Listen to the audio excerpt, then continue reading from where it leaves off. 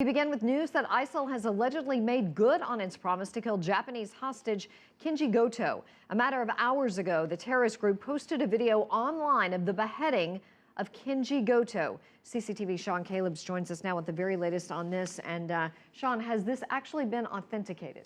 No, and that's certainly what everybody's trying to do. But from the appearance of it, certainly gruesome, and certainly everyone taking it very seriously. And Susan, this is a story that has had a lot of moving parts. The Japanese government was working with the Jordanian government to secure the freedom of not only Goto, but also that downed fighter pilot from Jordan. Now, at times, over the past week, there had been reason to be optimistic. But in the end, Goto was killed, and the pilot's fate remains unknown.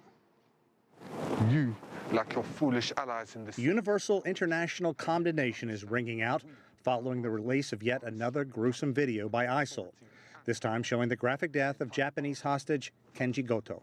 The video mirrors previous ISIL online images, a rocky desert background, and the now familiar executioner with a British accent dubbed Johnny Jihad. Frustrated Japanese officials acknowledged the effort to win Goto's release had recently stalled. When I think of the pain of the family, I do not have any words. The Japanese government did all that it could, but it was a very regretful result. Japanese officials had been working with the Jordanian government to secure Goto's freedom, as well as the release of Jordanian pilot Muath al-Kasaba. His F-16 fighter aircraft went down in northern Syria in December. Kenji Goto Jogo. ISIL earlier in the week threatened to kill Goto unless al-Qaeda terrorist Sajida al-Rashawi was freed from death row in Jordan.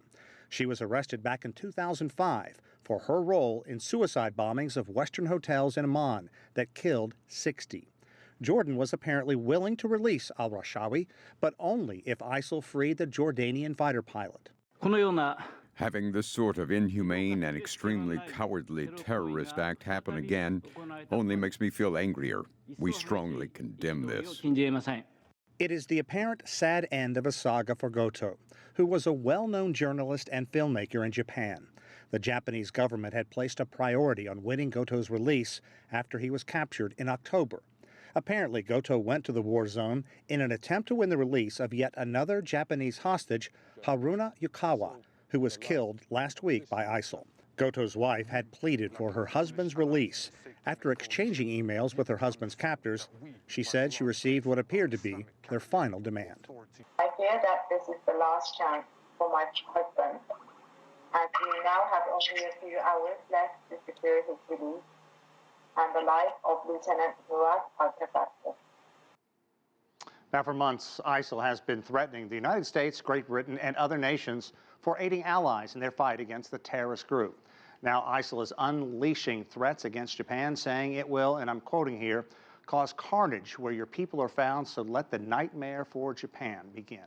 One final note, Prime Minister Abe is adamant, Susan, that his country will not give in to terrorism even after these latest heinous attacks. Right, but they've been saying that they want to see proof that the Jordanian pilot Jordan actually has been saying they want to see proof that the Jordanian pilot is actually alive. Do we expect a move from them? And also, what's the White House reaction been? Well, I'm going to start with Jordan. It's a very tense time there. This is a very passionate issue, something that's caught, obviously, the attention of the entire public there. And we've heard from a family member of the pilot who said, look, these two individuals were not connected. So we still are holding out hope that the pilot will be released. But we haven't heard anything about him since midweek. And we do know that our Stephanie Freed, who is in Amman earlier today, said that the Jordanian government said if indeed the pilot is killed, then they will execute al-Rashawi, who was on death row right now for her role in that 2005 bombing. As for the White House, we have a statement here that just came out a short while ago. The United States condemns the heinous murder of the Japanese citizen and journalist Kenji Goto. It goes on to say that Mr. Goto courageously reported on what life was like for the Syrian people. So certainly a very sad day, even as this late hour they're trying to confirm, authenticate that video that is once again online. All righty, Sean Callebs, thank you so much for the update.